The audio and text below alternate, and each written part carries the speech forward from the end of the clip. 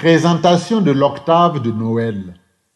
L'octave de Noël s'étend du 25 décembre, jour de la Nativité du Seigneur, au 1er janvier, où l'Église célèbre la solennité de Marie, Mère de Dieu. Durant ces 8 jours, perçus comme un seul jour prolongé, l'Église maintient la joie de la naissance de Jésus et nous invite à méditer en profondeur sur le mystère de l'incarnation où Dieu se fait homme pour la rédemption de l'humanité. Chaque journée de l'octave possède une richesse liturgique propre. La solennité de Noël inaugure cette période par la célébration de la venue de Jésus comme la lumière du monde. Le 26 décembre est dédié à la fête de Saint Étienne, le premier martyr, dont le sacrifice reflète la passion du Christ.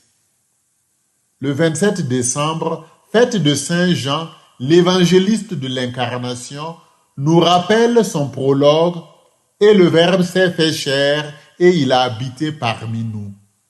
Le 28 décembre, nous célébrons les saints innocents, martyrs dont le sort préfigure également celui de Jésus. Le dimanche dans l'octave, ou le 30 décembre, lorsque ce dimanche est absent, l'Église célèbre la Sainte Famille pour souligner que le Fils de Dieu ne s'incarne pas seulement dans notre humanité, mais aussi au sein des relations familiales en vue de les transfigurer par l'amour trinitaire. Enfin, le 1er janvier, nous célébrons la maternité divine de Marie. Cette solennité coïncide avec le début de l'année civile et la journée mondiale de la paix, une initiative inspirée par la foi chrétienne catholique. L'octave de Noël est donc un temps privilégié pour approfondir notre foi et notre relation avec Dieu à travers la contemplation du mystère de la naissance du Sauveur et des figures qui entourent cet événement. Pour vivre pleinement l'octave, accueillons la paix et la joie que la naissance de Jésus procure. C'est d'abord un temps de gratitude.